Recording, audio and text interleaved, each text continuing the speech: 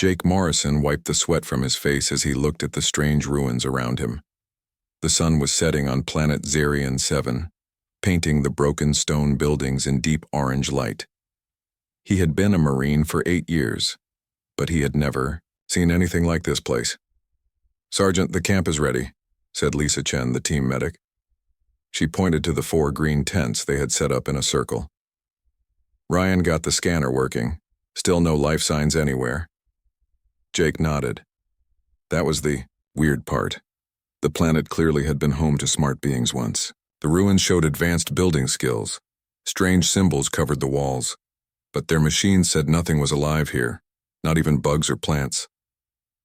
"Keep the scanners running all night," Jake told Ryan Torres, their tech guy. "I don't like how quiet this place feels." Ryan was a thin man with thick glasses who loved his computers more than people. "Already on it, Sarge. If anything bigger than a mouse moves out there, we'll know." Amy Rodriguez, their explosives expert, was cleaning her rifle nearby. She was tough as nails and never backed down from a fight. "Maybe whatever lived here just packed up and left," she said. "Smart choice if you ask me. This place gives me the creeps." Jake had to agree. The ruins felt like a graveyard. Empty windows stared at them like dead eyes. Strange towers reached toward the darkening sky, and everywhere those symbols that looked almost like writing but made no sense. They ate dinner from food packs and talked quietly. Earth was 6 months away by ship. They were alone on this world, just 4 humans in a dead alien city. Their job was simple: look around, take pictures, collect samples, and report back. Nothing too dangerous. But Jake felt watched. He kept turning his head, expecting to see something move in the shadows between the broken buildings. Lisa noticed his worry. "You okay, Sarge?" she asked. "Just tired," Jake lied. "Long day." As darkness fell, they took turns keeping watch. Jake took the first shift. He walked slowly around their camp, rifle ready, eyes searching the ruins. The 2 moons of Zarian 7 gave off pale blue light that made everything look ghostly. At midnight, Ryan took over. Then Amy. Jake was supposed to sleep until 4 in the morning, but he kept waking up. Something felt wrong. The air was too still, too quiet. At 3:30, Jake gave up trying to sleep. He stepped out of his tent and saw Amy sitting by their small fire looking out at the ruins. "Can't sleep either?" he asked quietly. Amy shook her head. "It's like something is out there, watching us, but the scanners show nothing." Jake was about to reply when he saw it. A shadow moved between 2 broken walls about 50 feet away. It was there for just a second, then gone. "Did you see that?" he whispered. Amy turned to look. "See what?" Jake stared at the spot where the shadow had been. Nothing. Maybe his mind was playing tricks on him. But then he saw it again. Definitely something moving in the ruins. He grabbed his rifle and started walking toward the ruins. Amy called softly, after him, but he held up his hand for silence. Whatever was out there, he needed to check it out. Jake moved carefully between the broken stones. His heart was beating fast. Every shadow could hide danger, but he was a Marine. Running away was not an option. He reached the spot where he had seen the movement. Nothing there but old stones and those strange symbols on the walls. Jake was about to turn back when he heard a voice. "Hello, Jake Morrison." Jake spun around, rifle ready. Standing 10 feet away was a woman. At least, she looked like a woman. She was tall with long dark hair and pale skin that seemed to glow in the moonlight. She wore a simple white dress that moved in a wind Jake could not feel. But her eyes were the most strange thing about her. They glowed with soft blue light, like stars. "Who are you?" Jake asked, keeping his rifle pointed at her. "How do you know my name?" The woman smiled. It was a sad smile, like someone remembering something painful. "My name is Zara. I have been watching your people since you arrived." "Our scanners don't show any life on this planet," Jake said. "Your scanners cannot see everything," Zara replied. "There are things in this universe that your machines do not understand." Jake noticed something moving behind her in the shadows. At first he thought it was her dress, but then he realized what he was seeing. Long, snake-like things moved slowly around her feet. Tails. She had multiple tails that seemed to move on their own. "What are you?" Jake whispered. Zara stepped closer. Jake should have backed away, but something about her made him stay still. Her glowing eyes looked right into his. "I am what your people might call alien," she said. "But I am also a friend. Your team is in great danger. Others know you are here. Others who do not welcome humans in this part of space." "What others?" Jake asked. Before Zara could answer, a loud beeping came from their camp. The alarm on their scanner, something big was moving toward them. "They come," Zara said, her eyes growing brighter. "You must listen to me if you want to live." Jake heard Amy shouting his name from the camp. He started to run back, but Zara grabbed his arm. Her touch was warm and sent a strange feeling through his body. "Wait," she said. "There is something you must know." Jake pulled away. "My team needs me." He ran back toward the camp, but Zara was somehow there before him, standing by his tent. She moved faster than should be possible. "Jake," she said urgently. "Please, trust me." The scanner alarm was getting louder. Ryan and Lisa were crawling out of their tents, grabbing their weapons. Amy was pointing her rifle at the sky. "Sarge," Amy called. "Something big is coming. Flying. Moving fast." Jake looked up and saw lights in the sky. Not stars. Ships. 3 of them moving toward their camp. Zara grabbed his hand and pulled him toward his tent. "Inside, now, before they see you." "I need to help my team," Jake said. "You cannot fight them in the open," Zara replied. "They will kill you all. Please, trust me." The ships were getting closer. Jake could hear a low humming sound. His team was taking cover behind their equipment, but they had nowhere to hide in. The flat area around the ruins. Zara pulled him into his tent and closed the flap. In the small space, her glowing eyes seemed even brighter. Her tails moved around them both like living ropes. "Do you fear my tails, Jake Morrison?" she asked, her voice soft but serious. "Or do you crave them?" Jake stared at her. It was a strange question at a strange time. Outside, he could hear the ships landing near their camp, strange voices speaking in a language he did not know. "I don't understand," Jake said. Zara moved closer. Her tails wrapped gently around his arms. They felt warm and alive. "The answer will decide if you live or die," she whispered, "and if your people have any hope in the war that is coming." Jake felt Zara's tails tighten gently around his arms. They were warm and smooth, not cold and slimy like he expected. Through the thin tent wall, he could hear strange voices getting closer to their camp. "What war?" Jake whispered. "What are you talking about?" Zara's glowing eyes looked sad. "My people have been fighting for hundreds of years. We are losing. The enemy wants to destroy everything that feels emotion. They think feelings make beings weak." "Your people?" Jake asked. "We call ourselves Nalari," Zara said. "We can sense what others feel, their fear, their love, their anger. It helps us understand them.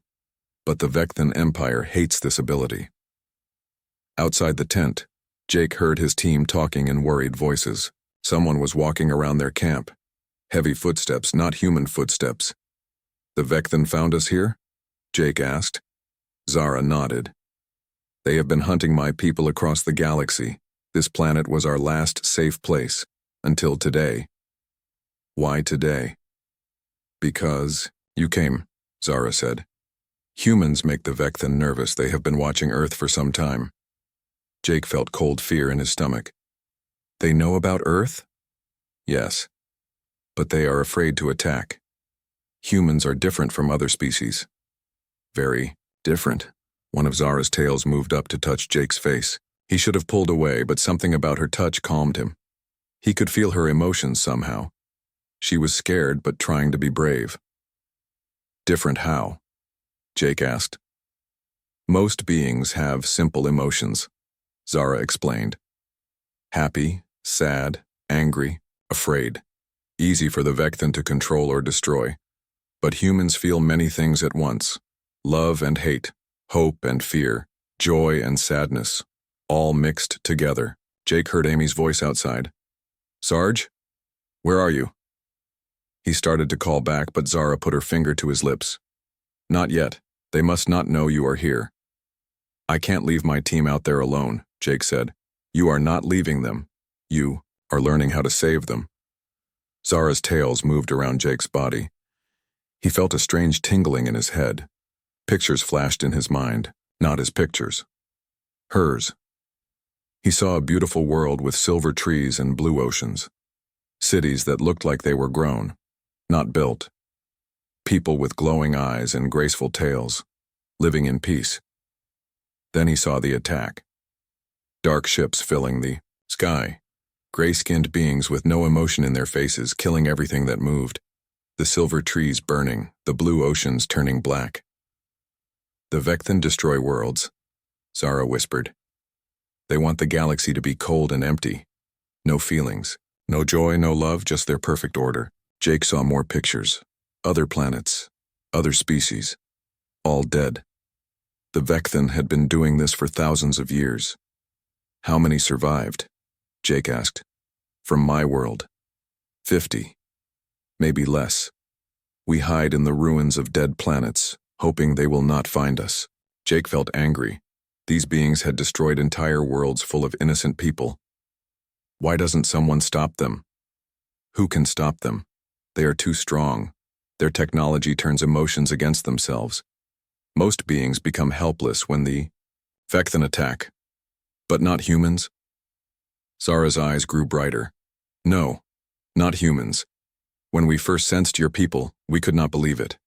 Human emotions are too complex, too mixed up. The Vecthan weapons do not work on you. Jake heard new voices, outside. Cold voices speaking in a harsh language. The Vecthan had arrived. We must be very quiet now, Zara whispered. Through the tent wall, Jake could see lights moving around their camp. Bright white lights that hurt to look at. He heard Lisa gasp in surprise. Humans, said a cold voice in perfect English. You will. Come with us. Like hell we will, Amy replied. Jake was proud of her brave attitude. You do not understand, the cold voice said. We are not asking, we are taking. Jake heard a strange humming sound. Then Ryan cried out in pain. What did you do to him? Lisa shouted. Neural disruption, the cold voice answered. He cannot move now. Soon, none of you will be able to move. Jake started to get up, but Zara's tails held him down. Wait, she whispered. Watch. Jake listened. Carefully. He heard Ryan groaning, then Amy swearing, then Lisa making scared sounds. The humming got louder, but something was wrong. The humming kept changing pitch, going up and down like a broken radio. Why is the neural disruptor not working properly? One Vecthan asked another. Unknown. The humans are resisting somehow. Jake smiled. His team was tough. They would not give up without a fight. Increase power, the first Vecthan ordered. The humming got much louder. Jake heard his team members cry out again. But they were still talking, still moving, still fighting. This is impossible, the second Vecthan said. No species can resist level 5 neural disruption. Humans can, Zara whispered to Jake. Your emotions are too chaotic. The weapon cannot lock onto them. Jake felt hope growing in his chest. So we can fight them? You can. But you do not know how yet. That is why I need to teach you. One of Zara's tails touched Jake's forehead. Suddenly his mind filled with new knowledge. He understood how the Vecthan weapons worked. They sent signals that disrupted the electrical patterns in most brains. But human brains were different. They had too many electrical patterns happening at once. Human feelings change too fast, Zara explained. Love becomes anger, becomes fear, becomes hope, all in seconds. The Vecthan cannot keep up. Jake saw more pictures in his mind. Human soldiers fighting Vecthan troops. The humans won because their emotions made them unpredictable. They felt fear but kept fighting anyway. They felt love for their friends and anger at their enemies at the same time. We need allies, Zara said. My people can teach humans to use their emotions as weapons. Humans can teach us to be brave when everything seems hopeless. Outside, the Vecthen were getting frustrated. Their weapons were not working right. Jake's team was still conscious and still defiant. We will take them to the ship, one Vecthen decided. Command will want to study why they resist. No, Jake whispered. He could not let his team be captured. Yes, Zara said. This is your test. Do you fear my tales because they are alien and strange? Do you crave them because they give you power? Or do you accept them as part of a partnership? Jake looked at the graceful tails wrapped around his body. They were not human. They were not normal. But they belonged to someone who was trying to help. I don't fear them, Jake said quietly. And I don't crave them. I respect them. And I respect you. Zara smiled. It was the first real smile he had seen from her. That is the right answer. Humans do not try to control what they do not understand. You accept differences. That is why you can defeat the Vecthen. How? By being human. By feeling everything at once. By caring about others even when it would be easier not to care. Zara's tails began to glow with the same blue light as her eyes. Jake felt power flowing into him. Not alien power. Human power. That had always been there, just waiting to be unlocked. Now, Zara whispered. Save your team. Show the Vecthen what humans can do. Jake pushed aside the tent flap and stepped outside. His rifle was ready. His team needed him. And for the first time in his life, he truly understood what it meant to be human. The war for the galaxy was about to begin. Jake stepped out of his tent and saw 3 tall, gray beings standing around his team. The Vecthen looked like humans, but wrong. Too thin, too pale. Their eyes were black holes in their faces.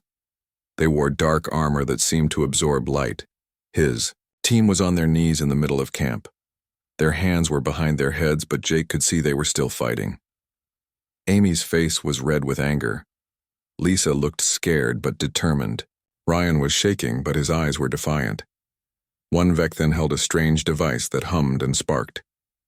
Neural disruptor, Jake remembered from Zara's knowledge. It should have made his team helpless. But they were still conscious, still themselves.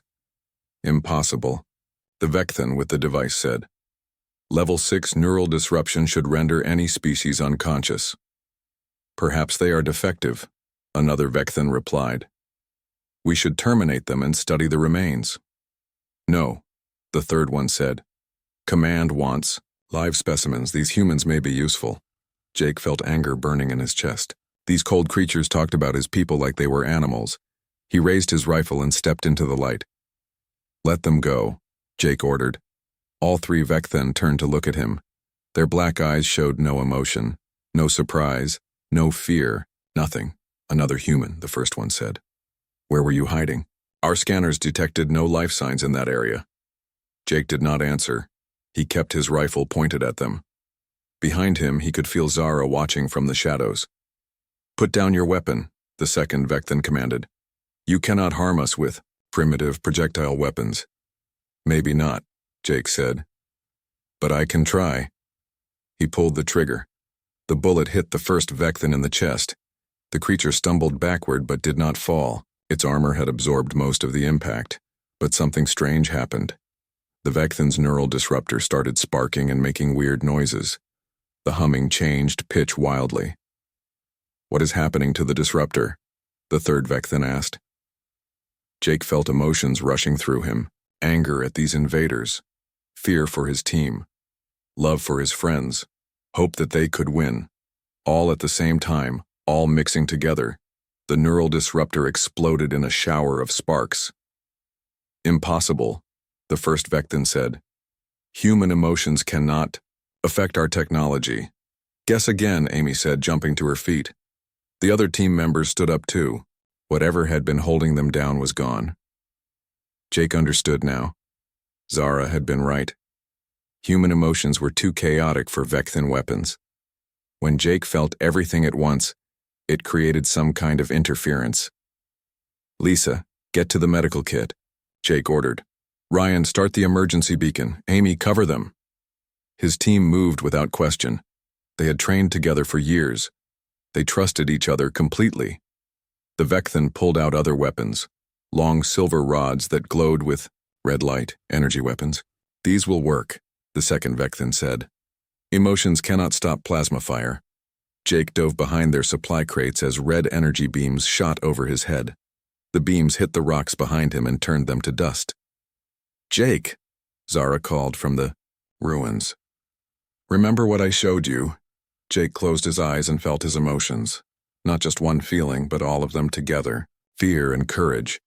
Anger and love. Sadness and hope. He let them all flow through him at the same time. Something clicked in his mind. He could sense the Vecthan now. Not their thoughts, but their coldness. Their complete lack of feeling. It was like looking at empty space where people should be. Jake opened his eyes and stood up. Red energy beams shot toward him, but somehow he knew where they would be. He moved without thinking, letting his mixed emotions guide him. The beams missed. "How did he do that?" one Vecthan asked. Jake ran toward them, still feeling everything at once. The Vecthan fired again, but Jake was already moving. His emotions told him where to go, how to dodge, when to duck. He reached the first Vecthan and grabbed its energy weapon. The creature was strong, but Jake was angry, and scared, and determined. The Vecthan could not understand how to fight someone who felt so many things. Jake twisted the weapon away and pointed it at the other two Vecthan. But he hesitated. Killing was not easy, even when the enemy was trying to kill him. That hesitation almost cost him his life. The second Vecthan raised its weapon, but Amy was there, tackling the creature from behind. They fell to the ground fighting. "Sarge," Ryan called. "More ships coming." Jake looked up and saw lights in the sky. Lots of lights. At least 10 Vecthan. Ships heading toward them. "We need to get out of here," Lisa said. "Where can we go?" Amy asked, still wrestling with the Vecthan. "We're trapped on this planet." Jake felt despair starting to grow. Then he felt Zara's presence behind him. Her tails touched his back gently. "There is a place," she said. "Underground. The old Nalari shelter. But you must trust me completely." Jake looked at his team. They were good soldiers, but they had never faced anything like this. Amy had knocked out her Vecthan, but more were coming. Too many to fight. "Can your people help us?" Jake asked Zara.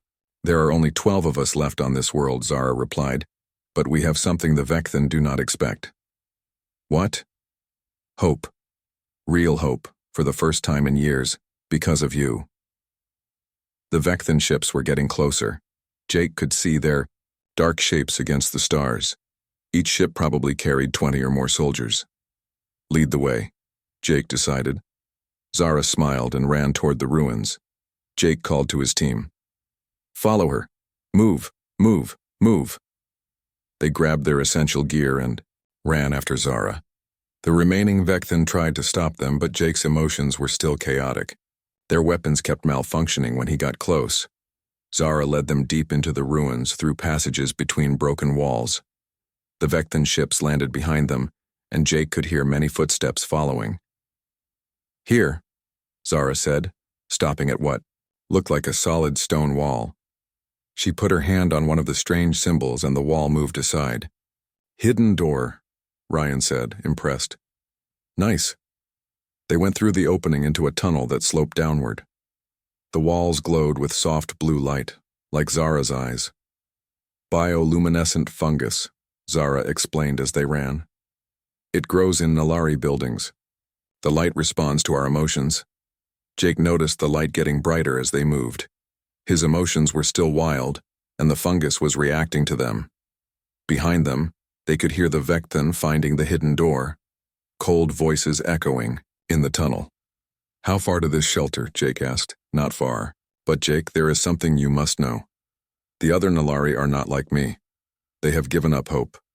They may not welcome humans." "Why not?" "Because every time we have tried to help other species fight the Vecthan, those species have died. We think humans might die too." "Then we'll prove them wrong," Amy said firmly. Jake felt his emotions shift again. Determination mixed with fear. Love for his team mixed with anger at the Vecthan. Hope mixed with worry. The bioluminescent fungus blazed brighter than ever. Amazing, Zara whispered. I have never seen the lights respond so strongly. They reached a large underground chamber. Other figures stepped out of the shadows. More Nalari with glowing eyes and graceful tails. But their eyes were dim, and their tails moved slowly. They looked tired and sad. Zara, one of them said. Why have you brought the humans here? The Vecthan will follow. Because the humans are different, Zara replied. They can resist Vecthan weapons. They can feel hope even when everything seems lost. The other Nalari looked at Jake and his team with doubt. Prove it, the Nalari leader said. The Vecthan are coming. Show us this human hope you speak of. Jake looked at his team. 3 humans against an army of emotionless killers, underground on an alien world, far from home. It should have been hopeless. But when Jake looked at his friends, he felt something the Vecthan could never understand. He felt love for people who would die for him. He felt trust in their skills and courage. He felt anger that anyone would threaten them. And mixed with all of that, he felt hope. Not because they would definitely win, but because they would never stop trying. Watch and learn, Jake told the Nalari leader. The first Vecthan soldiers appeared at the tunnel entrance. Jake smiled and checked his rifle. This fight was just getting started. The underground chamber filled with red light as Vecthan energy weapons fired down the tunnel. Jake and his team took cover behind stone pillars that glowed with blue fungus. The Nalari scattered to hiding spots around the chamber. How many? Amy asked, checking her rifle. 20, maybe 30, Jake replied, watching the tunnel entrance. Great odds, Ryan said nervously. He was brave, but he was not a fighter like the others. We faced worse, Lisa said, though Jake could not remember when. The first Vecthan soldiers entered the chamber. They moved in perfect formation, their black armor reflecting the glowing walls. No emotion on their gray faces, no fear, no anger. Nothing. Jake felt everything at once. Fear for his team, anger at the invaders, love for his friends, determination to protect them, hope that they could win. The bioluminescent fungus responded to his emotions, blazing brighter throughout the chamber. What is causing the light increase? One Vecthan asked. Unknown, scanning for energy sources, Jake smiled. They did not understand emotions, so they could not understand what was happening. Amy on my signal, Jake whispered. Ryan, start playing music on your comm device. Music? Ryan asked. Trust me. Something with lots of feeling. Happy and sad, at the same time. Ryan looked confused but pulled out his communication device. He found a song from Earth. A love song that was also sad because the lovers had to be apart. As the music started playing, the Vecthan stopped moving. What is that sound? One of them asked. Audio transmission. Unknown purpose. Jake watched their neural scanners start to malfunction. The scanners were designed to read simple emotions. But human music carried complex feelings. Joy mixed with sadness. Love mixed with loss. The Vecthan equipment could not process it. Now, Jake shouted. Amy opened fire. Her bullets hit the lead Vecthan, and its armor sparked. Not from the bullets, but from the emotional chaos in the chamber. The armor systems were overloading. Jake charged toward the Vecthan, still feeling everything at once. Their weapons fired at him, but the energy beams went wild. His emotions were creating some kind of interference field. Lisa threw her medical scanner at another Vecthan. The scanner should not have been a weapon, but it was programmed to read human vital signs. When it hit the Vecthan, it tried to scan the creature's emotions and circuits fried from finding nothing. Impossible, a Vecthan said. Humans cannot affect our technology with primitive devices. You don't understand humans at all, Jake replied, grabbing the creature's energy weapon. Behind him, he heard Zara calling to the other Nalari. See? They do not give up. Even when outnumbered. Jake turned the captured weapon on the other Vecthan. But more soldiers were coming down the tunnel. Too many to fight with just 4 humans. Zara, Jake called. Can your people help? We have no weapons, Zara replied sadly. We gave up fighting long ago. You don't need weapons, Jake said. You have something better. What? You have feelings. Use them. Zara looked confused. I do not understand. Jake felt frustrated. How could he explain? The Nalari had given up hope. They were hiding instead of fighting. But they still had emotions. They just needed to remember how to use them. You're sad about your dead world, right? Jake asked. Yes, very sad. And angry at the Vecthan for destroying it? Yes. Then feel it. Feel it all at once. Sadness and anger and love for what you lost. Zara's eyes grew brighter. But what will that accomplish? More Vecthan poured into the chamber. Jake's team was running out of ammunition. They needed help. Ryan, Jake shouted. Play something else. Something that makes you think of home. Ryan changed the music. Now it was a song about soldiers far from home, missing their families. Jake felt homesickness mix with his other emotions. He thought about Earth, about blue skies and green trees, about people laughing and crying and living. The bioluminescent fungus responded to their emotions. The entire chamber blazed with blue light. But something else happened. The light started to pulse in rhythm with the music. The Vecthan stopped, shooting. Their weapons were sparking and shutting down. What is happening? One of them demanded. Massive electromagnetic interference, another replied. Source unknown. Jake understood. Human emotions were chaotic. When they mixed with Nalari empathic abilities and the responsive fungus, they created a feedback loop. An emotional storm that Vecthan technology could not handle. Zara, Jake called. Tell your people to remember. Remember what you've lost. Feel it all. Zara spoke rapidly in her own language. The other Nalari looked uncertain at first. Then one of them stepped forward. An older Nalari with scars on his arms. I remember my daughter, he said in English. His eyes began to glow brighter. She loved to sing. The Vecthan killed her when she was only 10 years old. The sadness and anger in his voice made the lights pulse faster. More Vecthan weapons malfunctioned. Another Nalari stepped forward. I remember my home. Beautiful gardens where children played. All gone now. Then another. I remember hope.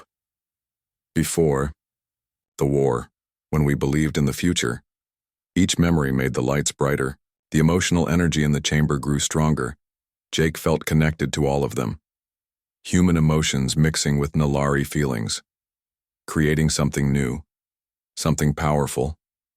The Vecthan tried to retreat, but their armor was failing. Their communication devices were dead. They were cut off from their ships. This is impossible, their leader said. Emotions are weakness. They cannot defeat logic and technology. You're wrong, Jake replied. Emotions are strength. They're what make life worth living, worth fighting for. Amy had found more ammunition and was advancing on the confused Vecthan. Lisa was helping wounded Nalari who had been hurt in earlier attacks. Ryan was still playing music, tears on his face as he thought about home.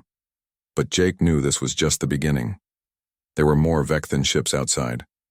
An entire battle, fleet waiting in space. Zara, he said, this is working, but we need to do more. Can you contact other Nalari on other worlds? If any still live, Zara replied. Our long-range communicators were destroyed. What about using this? Jake pointed to the emotional energy field they had created. Can you send feelings across space the way you send them to each other? Zara's eyes widened. I do not know. We have never tried anything so ambitious. Try now. Send hope. Send the feeling that the war can be won. That humans and Nalari can fight together. Zara took Jake's hand, her tails wrapped around his arm. He felt their connection grow stronger. Through her, he could sense the other Nalari in the chamber, their sadness and anger and growing hope. Everyone, Zara called. Join us, humans and Nalari together. Feel what we feel. Send it to any of our people who still live. They formed a circle. Humans and Nalari holding hands. Jake felt emotions flowing between them all. human complexity mixing with Nalari empathy, creating a signal that reached out across the stars. On distant worlds, hidden Nalari felt something they had not felt in years. Hope. Real hope. The knowledge that they were not alone. That someone was still fighting. In space above them, Vecthan ships suddenly found their systems failing. Their crews could not understand why their perfect technology was malfunctioning. "Sir," a Vecthan officer reported to his commander, "all ships are experiencing widespread system failures. Source appears to be some kind of emission from the planet." "Surface, impossible," the commander replied. "Scan for weapons." "No weapons detected, only emotion. Very strong emotion." The commander stared at his officer. In all his years of conquest, he had never heard such a report. On the planet below, Jake felt the tide turning. But he also felt something else. Through the emotional link, he sensed Vecthan fear. For the first time in their history, the emotionless Empire was afraid. The war was far from over. But for the first time, Jake believed they could win. 3 days later, Jake stood on the surface watching Vecthan ships fall from the sky like metal rain. Their perfect technology could not handle the emotional storm that now covered the planet. Every time they tried to land, their systems failed. "Status. Report," Jake said into his communication device. "All enemy ships disabled," Amy replied from her position in the ruins. "They're dead in space." Jake smiled. The Vecthan fleet that had seemed unstoppable was now helpless. But the real victory was not the destroyed ships. It was what happened next. Across the galaxy, hidden Nalari had felt the hope signal. They came out of hiding for the first time in decades. On 17 different worlds, they started fighting back, and they were winning. "Jake," Zara said, walking up beside him. Her tails moved happily around her feet. "We are receiving messages from everywhere. The Bakari system, the Torvan colonies, even the Outer Rim worlds. Our people are free." Jake felt pride and joy mixing together, but also worry. "What about the main Vecthan fleet? This was just a scouting force." "They are coming," Zara admitted. 1,000 ships, maybe more. They want to destroy this planet before the emotional effect spreads further." Jake nodded. He had expected this. The Vecthan would not give up easily. They had ruled through fear for too long. "How long do we have?" he asked. 2 weeks? Maybe 3. That was not much time, but Jake had learned that humans could do amazing things when they had no choice. Lisa approached them, holding her medical scanner. "Jake, you need to see this. The readings from our team are off the charts." "What do you mean?" "Our brain activity. It's changed. The connection with the Nalari has made us different. Stronger somehow." Jake looked at the scanner display. His neural patterns looked like a storm of electrical activity, but it was organized chaos, complex but controlled. "Is that good or bad?" he asked. "I think it's evolution," Lisa replied. "Humans working with Nalari. We're becoming something new." Over the next week, more human ships arrived. Earth had received Jake's emergency signal and sent a fleet, but when the human soldiers tried to fight the way they always had, they lost. The Vecthan were too advanced. It was only when the humans worked with Nalari partners that their technology failed and they became vulnerable. The emotional connection was the key. General Martinez, the fleet commander, was not happy about this. "You're telling me my soldiers need to hold hands with aliens to fight effectively?" "With respect, sir," Jake replied. "These aliens are our friends. And yes, we need each other." "It's not natural," the general said. Zara, who had been quietly listening, stepped forward. "General Martinez, may I show you something?" Before he could answer, she placed her hand on his arm. Jake watched the general's expression change as he felt what Zara felt. Centuries of loss, the death of entire worlds, but also hope for the future. "My God," the general whispered. "All those people, all those worlds." "Now you understand," Zara said gently. "This is not about humans or Nalari. This is about life itself. Feeling, caring, loving life against cold, empty death." The general looked at Jake with new respect. "What do you need, Sergeant?" Time to train, sir. And trust. They had 1 week before the main Vecthan fleet arrived. Jake spent that time teaching human soldiers to work with Nalari partners. It was not easy. Many humans were uncomfortable with the telepathic connection. Many Nalari were afraid to hope again. But slowly, they learned to trust each other. Human determination mixed with Nalari empathy. Human tactical thinking mixed with Nalari emotional wisdom. They became something neither species could be alone. Ryan discovered that human music and art, when shared through the Nalari connection, created powerful emotional weapons. Amy learned to use her anger and love together, making her a more effective fighter. Lisa found that caring for others gave her strength she never knew she had, and Jake learned the answer to Zara's original question.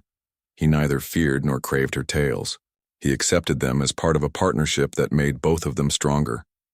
When the Vecthan main fleet arrived, they expected an easy victory. They had faced rebels before, but they had never faced an army that fought with emotion as well as weapons. The battle lasted 3 days. Human ships working in pairs with Nalari vessels. Every crew was mixed.